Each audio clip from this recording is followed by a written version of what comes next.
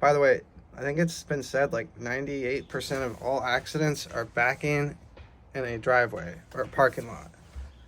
So learn from me, okay? And always get out and check, get out and look. And that right there is making sure that these evil monsters don't weaponize the legal system against your CDL. So anyway, I was watching, or no, I had a guy spotting me, and he told me keep going, and backed me right into a trailer. Well, made a report that I was 100% at fault for. The second one, I went to pick up a trailer, and I didn't get out and look, and match up the fifth wheel to the kingpin. That was my fault. I fully understand that was my fault. So I gave the side of the back of the truck a little bit of a haircut. And those are the two accidents I would say I'm pretty much at fault for. The next one was I was in Louisiana. The speed limit was 60. I was going 45. It was dark and murky roads. And I had a voice in my head just say, drive safe. There could be an animal run out. Well, sure enough, this Hogzilla comes running out. And I do everything in my power to avoid hitting him. And this poor hog just wanted to die. I didn't have to make a report. No, I made a report. Why? Because I was taught you don't lie, you don't cheat, and you don't steal. Well, guess what they wrote that down as? Preventable. Another one. I'm driving down I-80. Super trucker, west on I-80. Super trucker comes out, barreling down I-80, gets hit with a crosswind, pushes his trailer into my mirror. I do what I was taught to do, which is don't lie, don't cheat, don't steal. Make a report. I make a report. Preventable.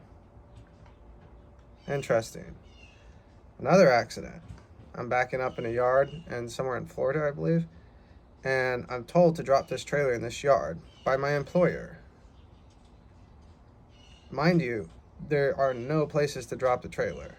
And I tell them, hey guys, there's no places to drop this trailer. Yeah, there is. There's a spot. Try it. So the only place that I could find that I could put it was very tight.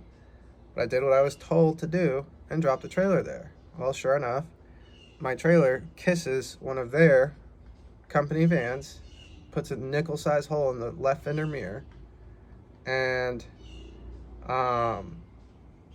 again, moral dilemma. Do I bend my moral compass to preserve my job, or do I be honest and have my license smeared? Well, Mr. Honesty made a report. Hey, this is what happened. Preventable. How is it preventable? I literally told y'all there's no good place to park this trailer. And y'all told me to go ahead and do it anyway. Next, what was the next one? Let's see. We've gone through that. I mean, there's just been a bunch of, again, it's weaponized against the driver. So this is the last one. I'm in Memphis, Tennessee, right? Traffic is flowing at 10 miles an hour. Let me paint a picture for you. Okay, traffic is flowing at 10 miles an hour. I just passed an exit. Another driver illegally crosses the gorge, illegally crosses the shoulder, and tries to merge into my lane. Again, traffic is going at the rate it's going, like 10 miles or less an hour, roughly. And there's a driver behind me who's distracted on their phone. So here's the catch-22. If I stop and yield to let Mr. Outlaw into my lane, then there's a high probability, in my opinion, that the lady behind me is going to get into a fender bender. Now, if I don't let him in my lane and I do what I did, which is lay on my horn, well, then he's going to push in my mirror. And again, all damages are less than $1,000. There's, by law, no reason to make a report. Well, the federal law and the state law apparently don't oversee company policy. So 2 weeks go by. I never say a word about it because we had a gentleman's handshake. There's no damage. There's no damage. Good. And I never make a report. And then 2 weeks later, I put in my 2 weeks notice. Why? Because my then girlfriend at the time saw what was going on and was, she's a lawyer. She's in law school and everything. And she was telling me that this company is trash. I submit my 2 weeks notice. 1 hour later, I get a call from safety. Hey, you want to tell us what happened 2 weeks ago? Interesting. Well, yeah, I'll tell you what happened. Well, company policy describes a collision as this. Well, that's great. I'm glad company policy describes what a collision is. I'm going off the definition of the federal government. And according to the federal government, a collision is damages over 1,000, and to that definition, there was none. Well, they didn't like that.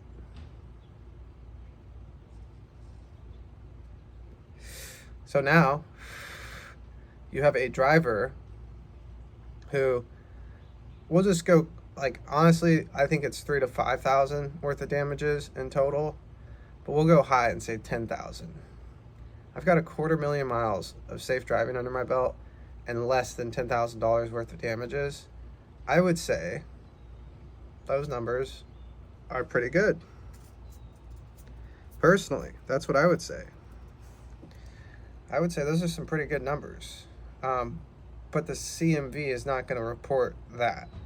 See, what they're going to do is they're going to implement what I call paradoxical protocols, or catch-22 protocols, depending on who you talk to, whereby the driver is at fault no matter what happens. And on one hand, if he's dishonest and doesn't report the little scratch or nick, well, now he has to bend his moral compass to not starve.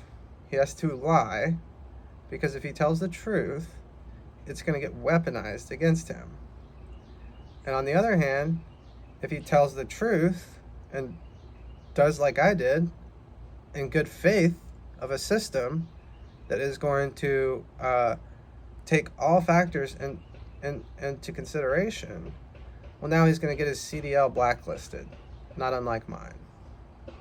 So, if you have a driver who has damages less than 1,000 and has 6 so-called preventable accidents, well, that just means you have an honest driver. And anybody, and I mean anybody, who claims that they have 1,000,000 miles of safe driving or more with no accidents, not one ding, scratch, or nick, is quite simply just either lying. I would say out of the cohort group of million milers out there, I would estimate 85 to 87% of them are just frauds. All they did is, kept driving. They didn't make an honest report. And I would say 13% of those drivers, 10 to 13% of them, are in fact million milers. So, this is why the trucking company is ultimately cutting its own throat.